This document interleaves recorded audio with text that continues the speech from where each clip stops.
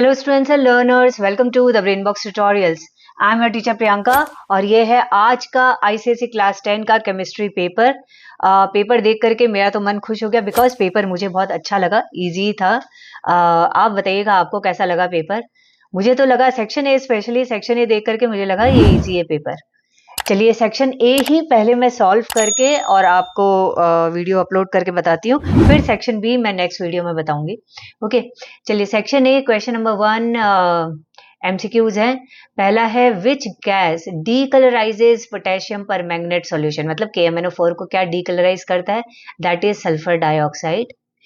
फिर है Fitch formula represents saturated hydrocarbon. हमने एक कल ही किया था ये, जब मैंने मतलब ये ऑर्गेनिक केमिस्ट्री का एमसीक्यूज करवा रही थी। एक अनसैचुरेटेड हाइड्रोकार्बन एल्काइन जो है उसका मैंने बताया था कि फॉर्मूला सबके याद होने चाहिए। अनसैचुरेटेड की जगह देखो सैचुरेटेड का बता दिया। अभी saturated hydrocarbon that is alkane, उसका फॉर्मूला होता है CnH2n+2। तो हम उसके हिसाब से, ये रहा ना फॉर्मूला, इसके हिसाब से हम इनमें चेक करते हैं कौन सा है। तो C5 और H12, 5 2 10+2, तो C5H12 जो है वो सैचुरेटेड बनेगा, बाकी और कोई नहीं बन रहा है। नेक्स्ट है the metal whose oxide can be reduced by common reducing agent से। कॉमन रिड्यूसिंग एजेंट से इन चारों में कॉपर हो सकता है, सोडियम, एल्यूमिनियम, पोटेशियम काफी रिएक्टिव होते हैं, वो इलेक्ट्रोलाइसिस से होते हैं। नेक्स्ट है an organic compound has a vapour density of 22, the molecular formula of the organic compound is. देखो वेपर डेंसिटी अगर 22 है तो मॉलिक्यूलर फॉर्मूला जो है वो 22 मल्टीप्लाइड बाई 2 हो गया, यानी कि 44। अब हमको चेक करना इन चारों में से किसका 44 आ रहा है मॉलिक्यूलर वेट। तो C3H8 का जब देखोगे, 3 मतलब कि 12 3 जार 36 और 8 ऐड करो 44 हो रहा है ना। तो ऑप्शन नंबर डी जो है वो करेक्ट ऑप्शन होगा कि 44 आ रहा है कि नहीं। ओके, नेक्स्ट है in the reaction given below sulphuric acid acts as. Sulphuric acid के सल्फर के साथ रिएक्ट करने पर सल्फर डाइऑक्साइड हो गया, मतलब सल्फर में ऑक्सीजन ऐड हो गया, यानी कि ये ऑक्सीडाइजिंग एजेंट जैसे काम कर रहा है सल्फ्यूरिक एसिड, ऑप्शन सी। फिर असर्शन रीजन है, असर्शन बोल रहा है the tendency of losing electrons increases down the group, right, क्योंकि जैसे जैसे ग्रुप में नीचे की तरफ बढ़ते हैं एक मेटल और ज्यादा रिएक्टिव होता जाता है, यानी कि वो जल्दी इलेक्ट्रॉन लूज करने लगेगा। तो असर्शन इज करेक्ट। रीजन है the most reactive metal is placed at the top of group 1, नहीं ये रॉन्ग है। Most reactive metal is placed at the bottom of the group 1 caesium, तो ये रॉन्ग हो गया। तो असर्शन ट्रू है, रीजन फॉल्स है, यानी कि option C is correct option. Okay, next है the ore that can be concentrated by using magnetic separation. किसको हम क्लीन कर सकते हैं मैग्नेटिक सेपरेशन से, जिसमें कुछ मैग्नेटिक पार्ट हो। आयरन का हेमेटाइट होता है और, तो हेमेटाइट को। ओके, नेक्स्ट है ये बॉन्डिंग दिया है ए और बी के साथ में, AB2, ए एक है बी दो है। बोल रहा है which option represents the correct electronic configuration of atoms A and B before combining. Combine करने के पहले, तो ए का देखो शुरू में तो 2 है और सेकंड वाले शेल में यहाँ 1 2, यहाँ 1 2 और यहाँ सिर्फ 1 है। ये क्रॉस जो 1 और इधर 1 है, यानी 2 4 5 6, तो 2,6 2,6 हमको एक ही ऑप्शन दिख रहा है डी का। अब हम चेक करते हैं बी का, कोई भी एक हम राइट वाला लेते हैं। ये सर्कल वाले कितने हैं, देखो शुरू में 2 है, फिर सेकंड वाले में 8 है, 2 4 6 8, और लास्ट वाले में 2 4 6 और इधर का 1 7, हाँ तो 2 8 7, यानी कि option number D is the correct option, before वाला बोल रहा था। ओके, नेक्स्ट है which of the following options has all the compounds which are members of the same homologous series.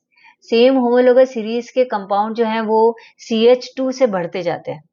तो देखो बढ़ रहे हैं क्या, CH4 है, इसमें CH2 ऐड करो तो C2H6 होता है, इसमें CH2 ऐड करो तो C3H8 होता है। ये लग तो रहा है ये तो सेम ही है ए का, पर हम बाकी भी चेक करते हैं। CH4 है, ऐड करे तो C2H6 हुआ, फिर ऐड करे तो C3H6 ही रह गया, तो ये तो नहीं हो सकता। C में देखते हैं C3 है सब में, तो C तो नहीं होगा। और D में C2H4 में ऐड किया CH2, C3H6 बना, फिर CH2 ऐड किया तो C4H 10 तो नहीं हो सकता, तो option number A correct option होगा, CH2 से इंक्रीज हो रहा है। ठीक है, नेक्स्ट है नंबर 10, फिर से असर्शन रीजन दे दिया, 2 असर्शन रीजन है। असर्शन रीजन में दिया है पहला assertion, in the contact process sulphur trioxide gas is not directly dissolved in water to obtain sulphuric acid, which is true. Oleum आता है, फिर पानी में मिलाते हैं, फिर सल्फ्यूरिक एसिड आता है, असर्शन इज करेक्ट। रीजन बोल रहा है डेंस फॉग और misty droplets of sulphuric acid are formed which is difficult to condense. हाँ, ये एक्सोथर्मिक रिएक्शन होता है, तो हम रीजन में यही लिखते हैं कि डेंस फॉग या misty droplets of sulphuric acid are formed. तो असर्शन दोनों ट्रू है and reason is a correct explanation, option number A. Okay, next है given below are 4 ions, chlorine का आयन है, लिथियम का आयन है, एल्यूमिनियम का और पोटेशियम का आयन है। Identify the pair of ions which have the same electronic configuration. मतलब आयन बनने के बाद में कॉन्फ़िगरेशन क्लोरीन का क्या हुआ होगा, 287 था, अभी वो हो गया 288, एक और ले लिया ये इलेक्ट्रॉन। तो लिथियम का 21 होता है, लेकिन जब ये बन गया तो ये 2 रहा होगा, सिर्फ 2 हीलियम जैसे बन गया। एल्यूमिनियम का 283 होता है, तो ये 3 दे दिया तो ये 28 रह गया, अभी तक तो किसी का भी सेम नहीं हो रहा। पोटेशियम का 19 होता है, 2881 होता है, ये एक दे देता है तो ये 288 बन जाता है। तो हाँ, क्लोरीन और पोटेशियम का मैच हो रहा है, क्लोरीन एंड पोटेशियम, यानी ऑप्शन नंबर सी। ठीक है, नेक्स्ट है which pair of reactants can be best used to produce lead sulfate, lead to sulfate? Okay, let's see. पहला है sulphuric acid plus lead. Sulphuric acid और lead react करते हैं तो लेड सल्फेट बनता है। ओके, बी में देखते हैं सल्फ्यूरिक एसिड और लेड हाइड्रोक्साइड, लेड हाइड्रोक्साइड और सल्फ्यूरिक एसिड रिएक्ट करते हैं तो भी लेड सल्फेट बन रहा है। और सी सोडियम सल्फेट और लेड नाइट्रेट, इसमें डबल डिकम्पोजिशन रिएक्शन होता है तो भी लेड सल्फेट सोडियम नाइट्रेट बनता है, तीनों में बन रहा है लेड सल्फेट। फोर्थ है पोटेशियम सल्फेट और लेड ऑक्साइड, इसमें नहीं बनता, सिर्फ डी में तो नहीं बनता है लेड सल्फेट, तो डी को तो छोड़ दो। इन तीनों में ए बी सी में बोल रहा है, इसीलिए उसको किया हाईलाइट बेस्ट को, कि बेस्ट हम किसको यूज कर सकते हैं। देखो, बी को हम यूज नहीं कर सकते क्योंकि लेड हाइड्रोक्साइड जो है वो कॉमनली अवेलेबल नहीं होता, तो लेड हाइड्रोक्साइड नहीं होगा, ये बी तो हटा दो। ए और सी में लेबोरेटरी में हम सी को ही यूज करते हैं, कॉमनली हम जो बेस्ट यूज होता है वो यही होता है सी। ए से ऑल्दो हम लेड सल्फेट निकालते हैं बट ये प्रोसेस बहुत स्लो होता है, तो बेस्ट में हम बोल रहा है तो फिर हम सी को करेंगे। ठीक है, क्योंकि सल्फ्यूरिक एसिड और लेड ये स्लो प्रोसेस होता है लेड सल्फेट निकालने का। Okay, so option C correct होगा। नाउ नेक्स्ट है, बट ये थोड़ा सा ट्रिकी था, बाकी सब तो काफी इजी थे। Okay, number 13, aqueous copper sulfate solution is electrolyzed using copper electrode. Which statement about the electrolysis is not correct? Copper electrode use किया है। ओके, तो पहला बोल रहा है an oxidation reaction occurs at the positive electrode. Anode में हाँ oxidation reaction ही होता है। नेक्स्ट, ये तो करेक्ट है। B, the current is carried through the electrolyte by ions, हाँ ये भी करेक्ट है। Number C, the positive electrode loses mass, मतलब एनोड मास लूज करता है, हाँ एनोड में कॉपर होता है, कॉपर धीरे धीरे कम होता है, कॉपर इलेक्ट्रोलाइट में गिरता रहेगा, तो राइट है। ऑप्शन डी दिया, the number of copper ions in the electrolyte decreases, हाँ यही इनकरेक्ट है, क्योंकि अभी भी मैंने बोला ना एनोड से कॉपर गिरता रहेगा इलेक्ट्रोलाइट में कमी नहीं होती, तो ऑप्शन डी इनकरेक्ट। ठीक है, नेक्स्ट है X, Y and Z are 3 metallic atoms in successive order belonging to the same group. Okay, such that atomic radii of X is the smallest. Group में ऊपर से नीचे जब जाते हैं तो एटॉमिक रेडियाई के हिसाब से देखो तो ऊपर सबसे छोटा रहेगा, फिर और बड़ा, क्योंकि एक एक शेल बढ़ता जाता है, यानी कि सबसे ऊपर X है, फिर Y है, फिर Z है। अच्छा, तो लिखा है which of the 3 atom is the best reducing agent. जो बेस्ट मेटल होता है वो बेस्ट रिड्यूसिंग एजेंट होता है, क्योंकि सारे मेटल्स रिड्यूसिंग एजेंट होते हैं। अब इन तीनों में बेस्ट कौन सा है, तो जो मेटेलिक इनका जो कैरेक्टर है वो जैसे जैसे ग्रुप में नीचे की तरफ जाते हैं वैसे वैसे बढ़ता रहता है, यानी कि जेड सबसे बढ़िया मेटल है, तो जेड अच्छा रिड्यूसिंग एजेंट है, यानी option C is the correct option. Okay, next है 40 cubic centimetre of methane is reacted with 60 cubic centimeter of oxygen। Equation दिया हुआ है, तो ऑब्वियसली मीथेन ही बचेगा। देखो 40 यहाँ बोल रहा है मीथेन जितना चाहिए उसका डबल ऑक्सीजन चाहिए, तो अगर 40 मीथेन यूज करेंगे तो 80 ऑक्सीजन चाहिएगा, 80 तो है ही नहीं ऑक्सीजन, तो हम 60 के हिसाब से देखते हैं। 60 ऑक्सीजन यूज हुआ है और 30 ही मीथेन यूज हुआ है, तो 40 में से 30 यूज हुआ है, 10 तो मीथेन रह गया, रिमेनिंग है। और कार्बन डाइऑक्साइड कितना बना वो भी हम बना देते हैं, प्रोड्यूस कितना होगा ये देख लेते हैं। फिर लिखा हुआ है all volumes are measured at room temperature, what is the total volume of the gases remaining, मतलब CH4 का 10 प्लस CO2 कितना निकलता है, ऐड करके बताओ। ओके, तो हमने पहले उसका निकाला मीथेन का कि 2 volume oxygen needs 1 volume methane, तो 60 cubic centimetre oxygen needs 30 cubic centimetre methane, मतलब 10 क्यूबिक सेंटीमीटर रह गया। और 2 volume oxygen produces 1 volume carbon dioxide, तो 60 क्यूबिक सेंटीमीटर ऑक्सीजन कितना प्रोड्यूस करेगा, 30 क्यूबिक सेंटीमीटर कार्बन डाइऑक्साइड, तो ये 30 कार्बन डाइऑक्साइड और बचा हुआ 10 40 cubic centimetre will be the answer. Okay, यानी कि option number B is the correct option. Okay, next है क्वेश्चन नंबर 2, लिखा है student was instructed by the teacher to prepare and collect ammonia gas in the laboratory by using aluminium nitride. The student has set up the apparatus as shown in the diagram below. Study the given diagram and answer the following question। हम लोग ये जब chapter का कर रहे थे MCQ, तब मैंने ये मैग्नीशियम नाइट्राइड का एक क्वेश्चन आया था, तब बताया था मैंने कि ये थोड़ा कॉस्टली मेथड होता है इसलिए कम यूज किया जाता है, उसी से रिलेटेड क्वेश्चन दे दिया। अब रिएक्शन होता क्या है, एल्यूमिनियम नाइट्राइड प्लस वाटर, मतलब वार्म वाटर रहता है, तो पहला क्वेश्चन बोल रहा है name the substance X added through the thistle funnel by the student, मतलब यहाँ से क्या ऐड किया, तो यहाँ से तो वाटर ऐड किया है। ओके, नेक्स्ट है write a balanced equation for the reaction occurring between aluminium nitride and substance X. ठीक है, लिख देते हैं। तो ये रहा वो reaction, aluminium nitride Al plus 3H2 मिला AlOH3 प्लस NH3, मतलब एल्यूमिनियम हाइड्रोक्साइड और अमोनिया बनाया।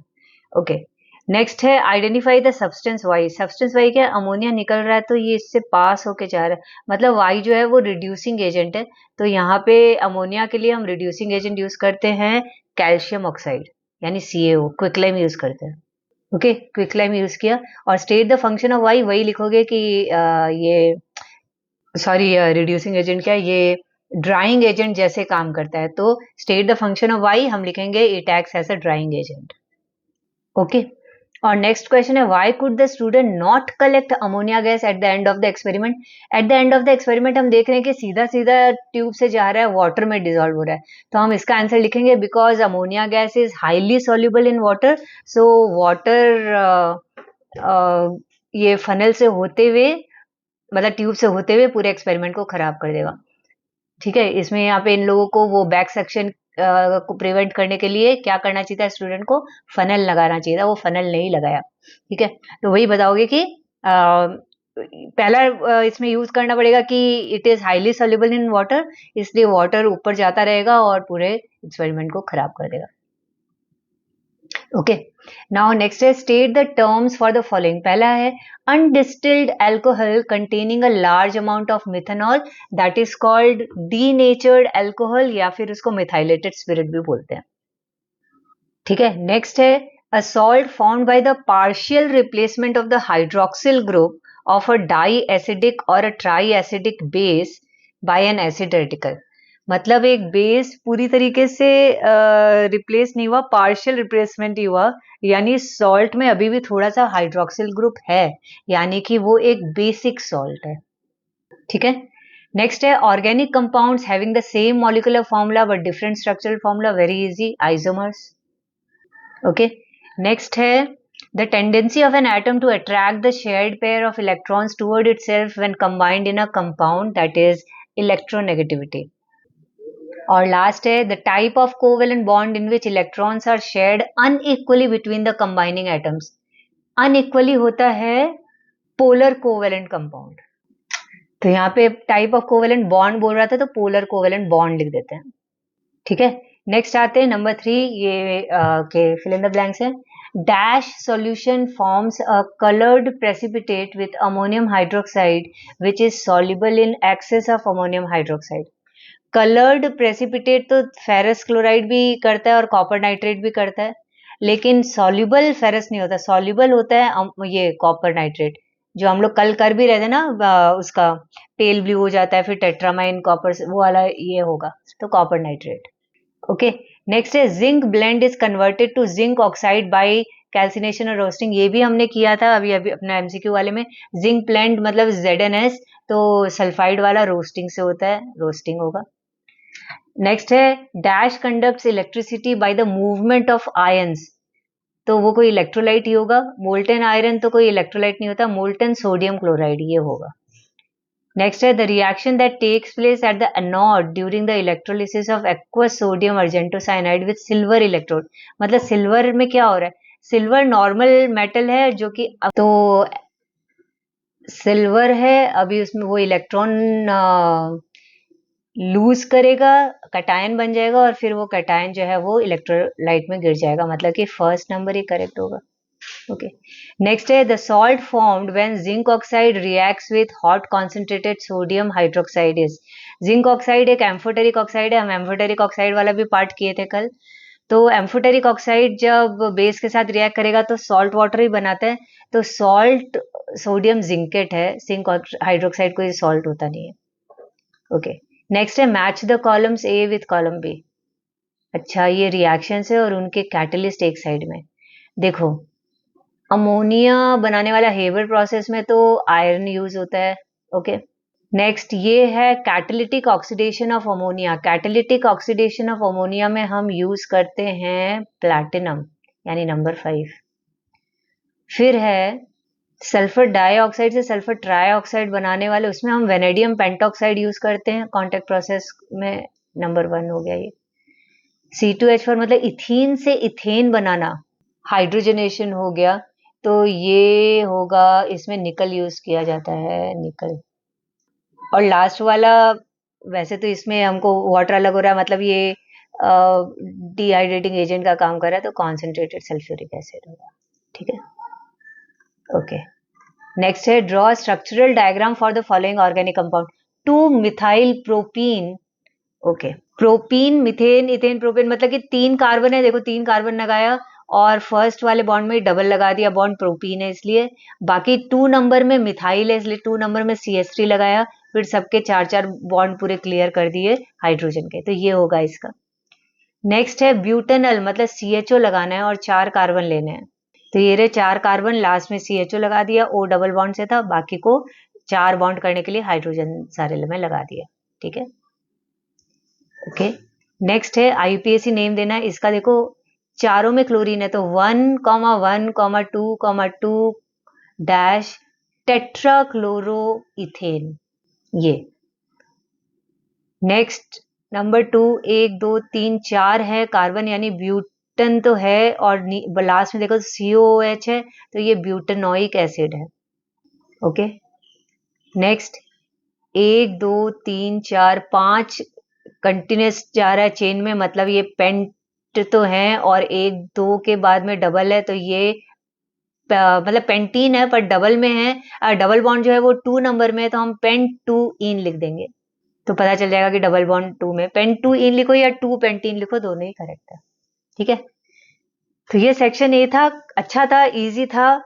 40 आउट ऑफ 40 भी आराम से आ सकता है बच्चों को, नहीं तो 39 आउट ऑफ 40, 38 आउट ऑफ 40 तो आएगा ही आएगा। फिर भी मुझे बताना आपका कैसा रहा सेक्शन ए। सेक्शन बी के सॉल्यूशन भी मैं जल्दी लेके आऊंगी, तो वेट कीजिएगा मेरे उस वीडियो के लिए। ओके, बाय बाय, जय हिंद।